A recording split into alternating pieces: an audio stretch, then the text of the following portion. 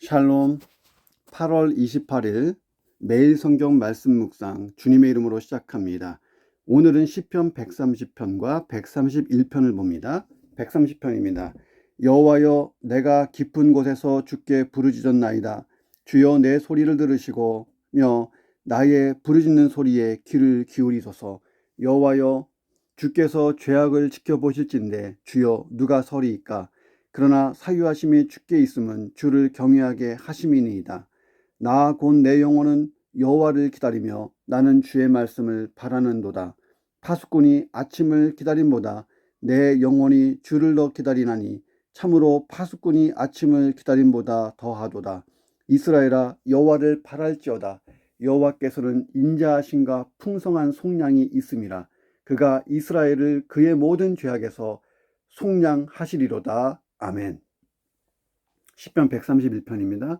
여호와여, 내 마음이 교만하지 아니하고 내 눈이 오만하지 아니하오며 내가 큰 일과 감당하지 못할 놀라운 일을 하려고 힘쓰지 아니하나이다. 실로 내가 내 영혼으로 고요하고 평온하게 하기를 젖된 아이가 그의 어머니 품에 있음 같게 하였나니 내 영혼이 젖된 아이와 같도다. 이스라엘아, 지금부터 영원까지 여호와를 바랄지어다. 아멘. 자, 시편 130편.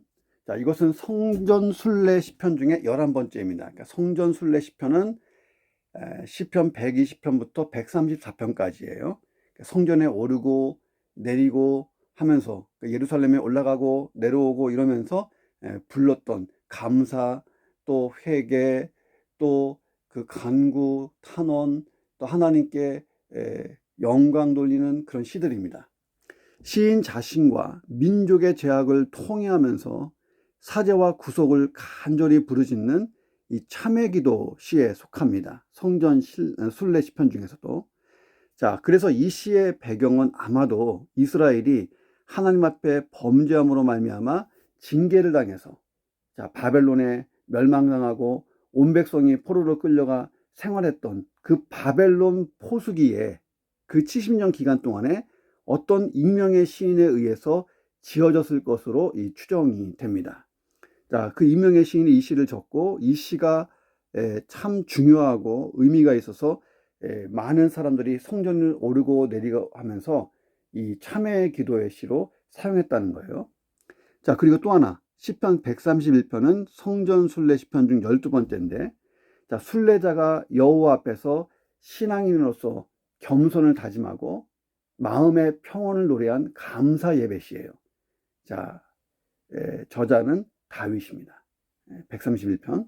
자, 이 두 시편을 우리가 묵상합니다. 첫 번째, 인생의 가장 깊은 곳에 이르렀다. 인생의 가장 깊은 곳에 빠졌다.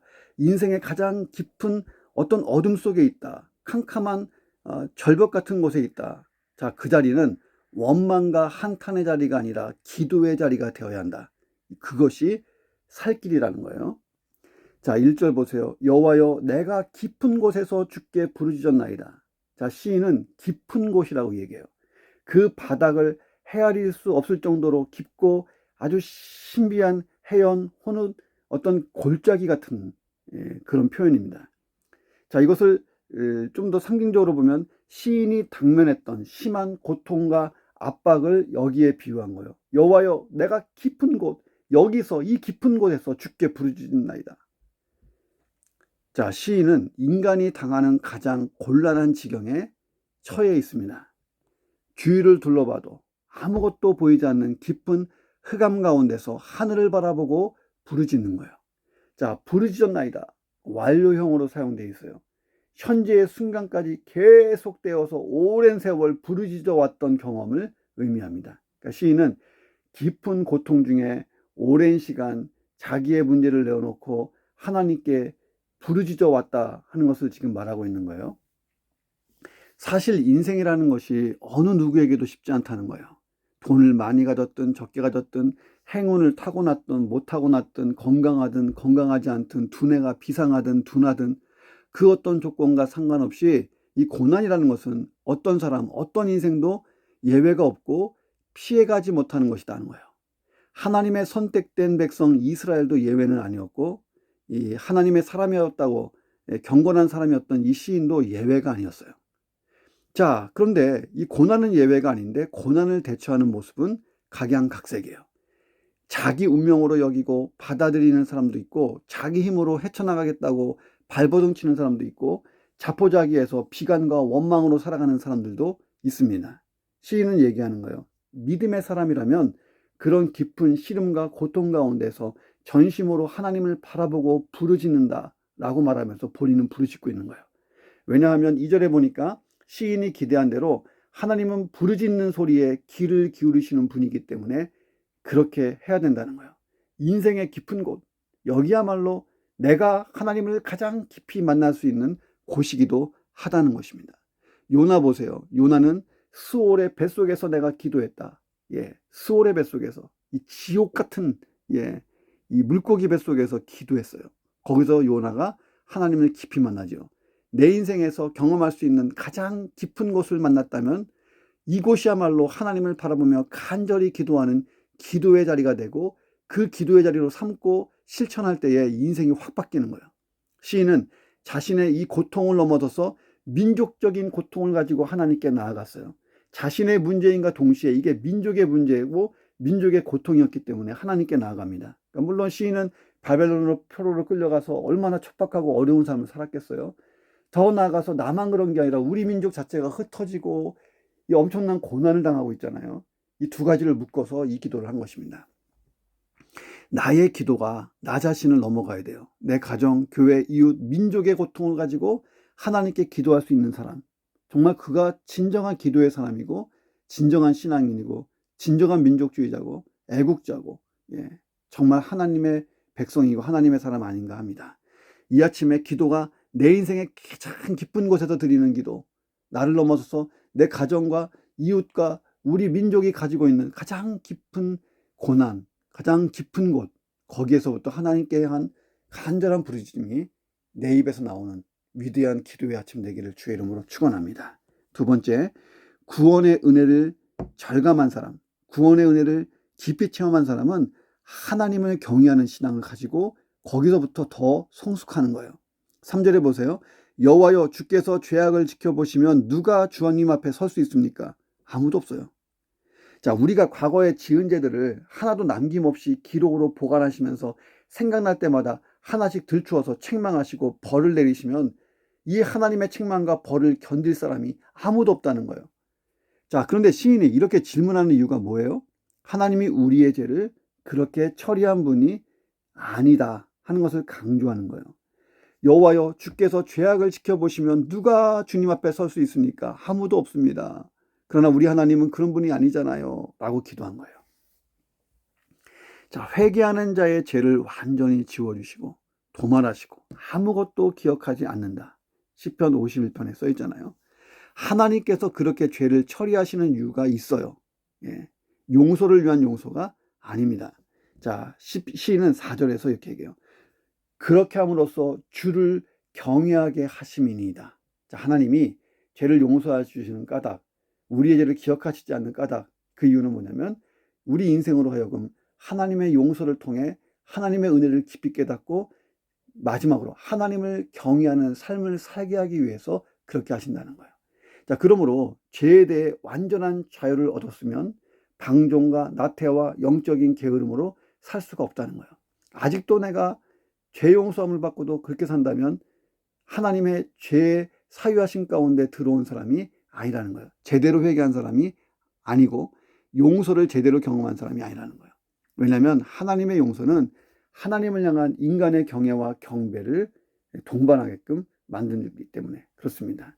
내 안에 여호와 하나님을 경외하는 것이 없다면 아직도 해결되지 않은 죄가 남아있기 때문에 그래요. 구원의 감격이 사라졌기 때문에 여전히 하나님을 경외하는 그런 자세가 안 되어 있는 것입니다. 스펄전 목사님이 어느 날 말씀을 묵상하다가 펑펑 우신 적이 있다고 했잖아요.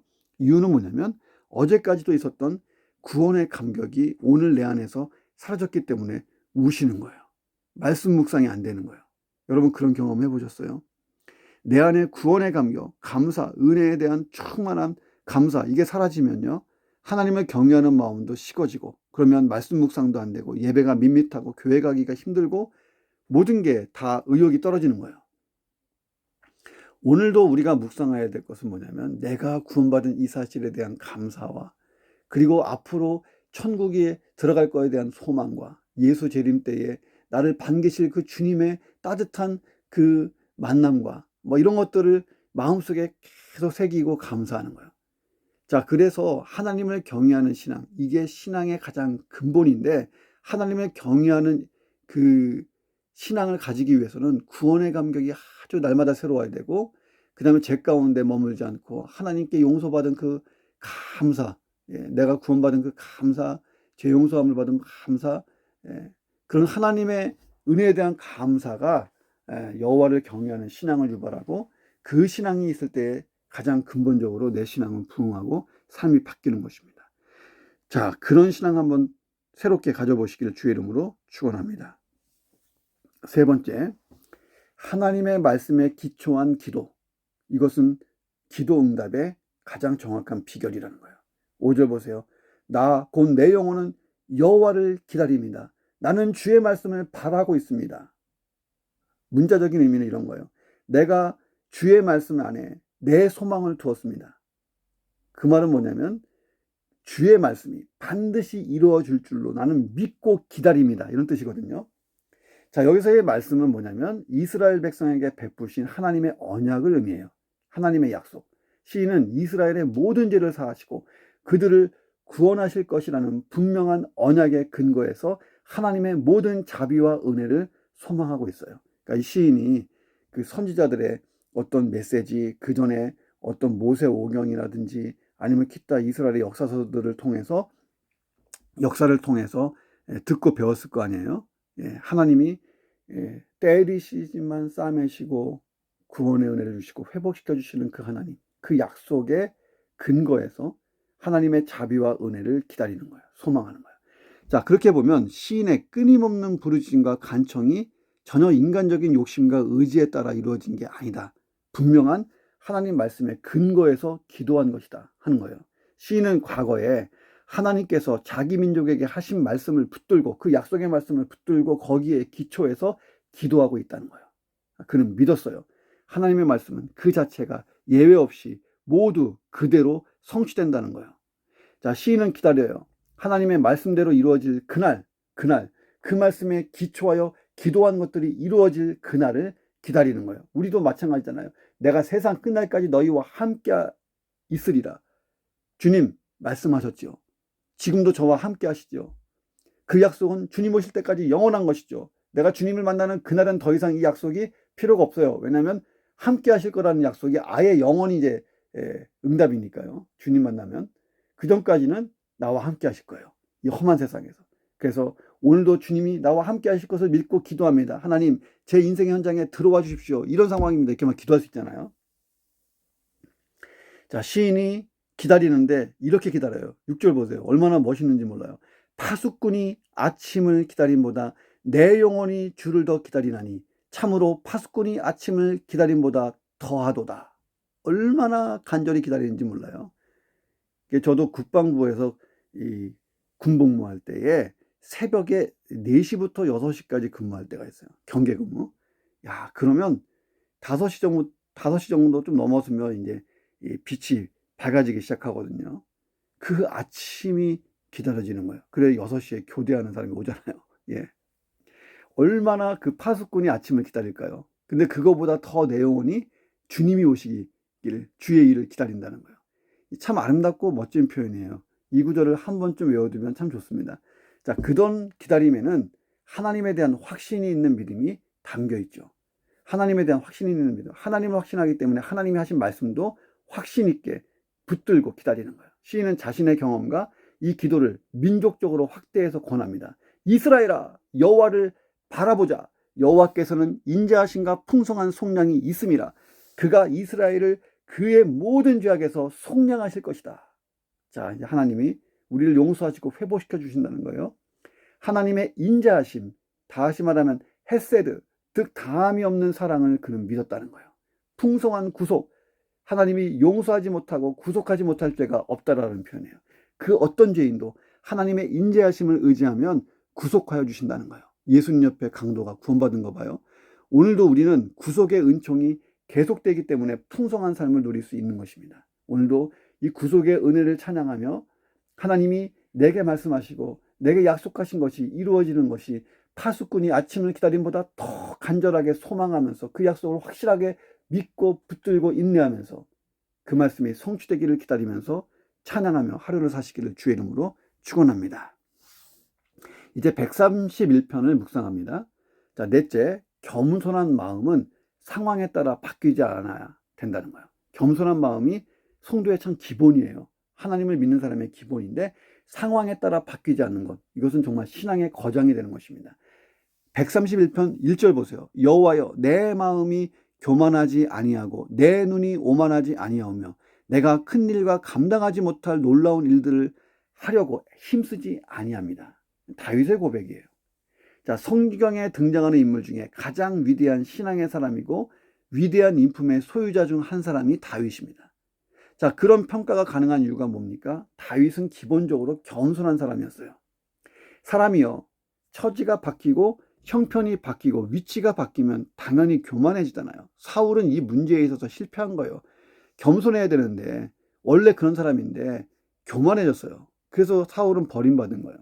다윗은 지위가 바뀌었어요. 목동에서 장수로, 장수에서 왕으로, 왕도 나중에는 제국적인 왕으로 바뀌었어요. 이 주변을 평정하는 그런 높은 위치까지 가는 형편이 완전히 바뀌었는데도 불구하고 다윗은 겸손한 마음을 유지하고 있었어요. 자, 그것이 하나님이 다윗을 끝까지 사용하시고 끝까지 붙들어준 아주 중요한 원인이요, 이유였다는 것입니다. 다윗이요, 여러 번 교만해질 기회들이 많았잖아요. 대표적으로 이스라엘의 숙적 블레셋 장수 골리앗을 죽였어요. 일량 민족의 대영웅으로 떠올랐어요. 이때 충분히 교만할 수 있었어요. 근데 다윗은 겸손했습니다. 예루살렘의 여인들이 사울 왕이 죽인 자는 천천히면 다윗은 만만이다 라고 칭송할 때 얼마나 우쭐해 줄 수 있어요. 근데 다윗은 겸손했어요. 자, 헤브론에서 왕이 된 것을 넘어서서 통일 이스라엘의 왕이 되었어요. 야, 다 이뤘잖아요. 절대 권력을 줬어요. 쥐었어요. 주변 나라들을 다 정복해서 복속시켰어요. 감히 다윗과 이스라엘을 대적할 적대국이 없었어요. 그럼에도 불구하고 다윗은 항상 겸손함을 잘 유지했습니다. 그런 겸손함이 몸에 배어 있었기 때문에 바세바와 간음 사건을 엄청난 일을 일으켰을 때에 나단이 호통하는 그 메시지를 듣고 바로 끌어엎드려서 하나님 앞에 회개할 수 있었다 하는 거예요. 다윗이 겸손한 사람이 아니었으면 나단은 그냥 목을 치고 뭔 소리냐 하고 자기들을 덮고 은폐하면서 인생을 살고 망할 수 있었어요. 그런데 다윗의 마음 깊은 곳에서는 항상 이 겸손함이 흘렀어요. 그러니까 하나님은 나의 왕이시고 나는 그분의 종이에요. 하나님이 주인이시고 나는 종이에요. 다만 하나님이 내게 맡겨주신 양떼 이스라엘을 잘 관리하는 관리자, 청직이야. 하나님이 진짜 왕이에요. 이스라엘의 왕. 이런 겸손함이 다윗에게 있었어요. 그 다윗이 하나님 마음에 꼭 든 거예요. 하나님 말씀하셨잖아요. 다윗은 내 마음에 꼭 들어. 이것은 나의 능력과 스펙, 이것과 관련이 없어요. 이루어 놓은 업적과도 무관합니다. 하나님은 예나 지금이나 앞으로도 겸손한 자를 가까이 하시고 교만한 자를 물리치시는 거예요. 자, 오늘도 하나님께 더 가까이 나아가기를 원하면 겸손한 마음, 이것뿐이라는 거예요. 다윗은 겸손한 마음으로 살았기 때문에 하나님이 주신 분량대로 일했어요. 하나님이 하라고 하는 만큼만 일하는 거예요. 분량만큼 누리고 분량만큼 사모했습니다. 다윗이 얘기하잖아요. 내 눈이 오만하지 아니하오며 내가 큰 일과 감당하지 못할 놀라운 일을 하려고 힘쓰지 아니합니다. 이 말이 무슨 말일까요? 잘못 들으면 다윗이 게을렀다, 이 소심한 사람이었다 라고 생각할 수가 있어요.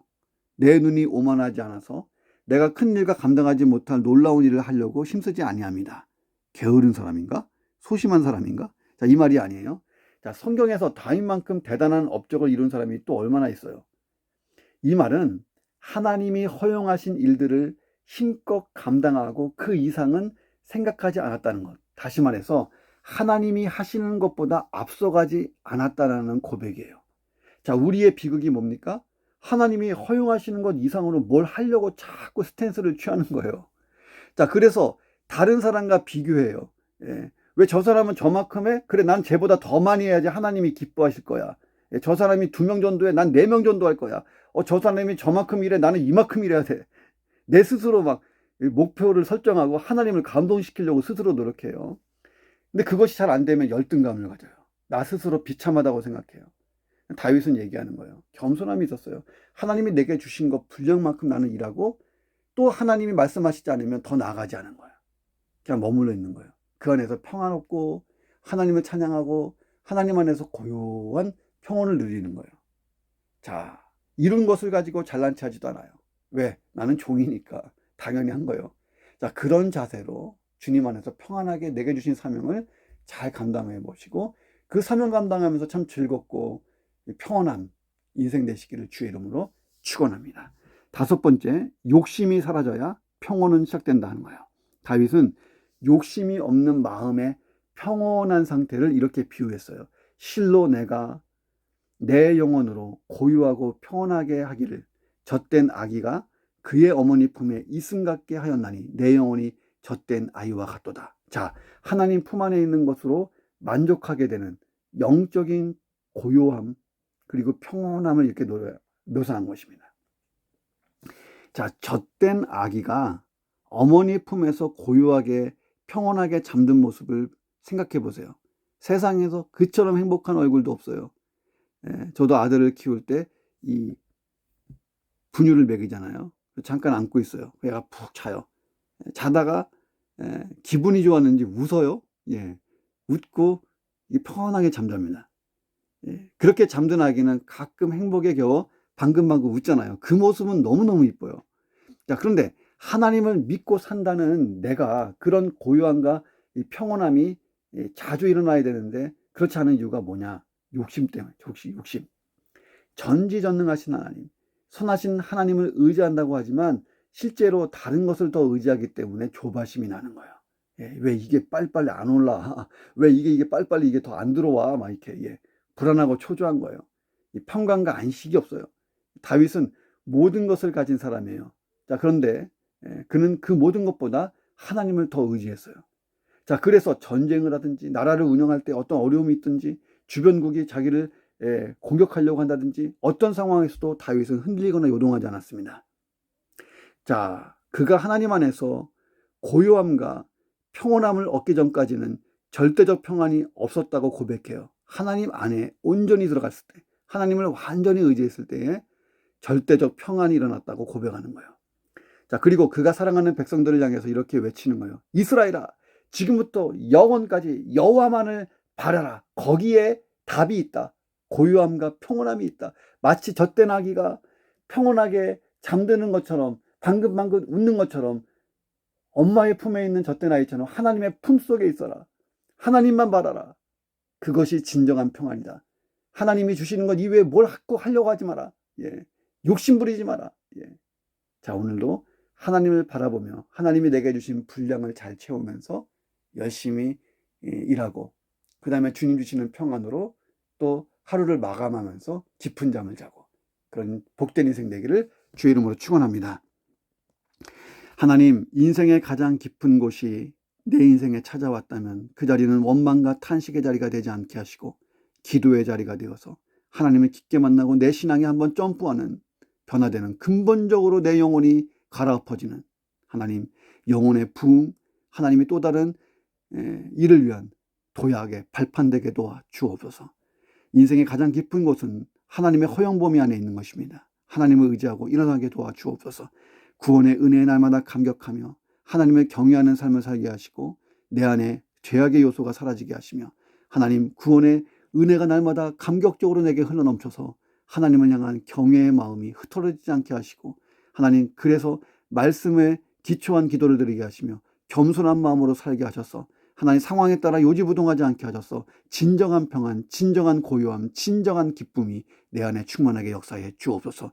하나님 욕심 버리기를 원합니다. 하나님을 의지하되 하나님이 하실 것을 믿고 내가 앞서가지 않게 하시고 하나님이 주신 분량 안에서 최선을 다하고 고요함과 평안함으로 매일을 살아서 오늘보다 더 나은 내일을 준비할 수 있는 하루가 되도록 역사해 주시옵소서. 존귀하신 예수 그리스도의 이름으로 기도합니다. 아멘.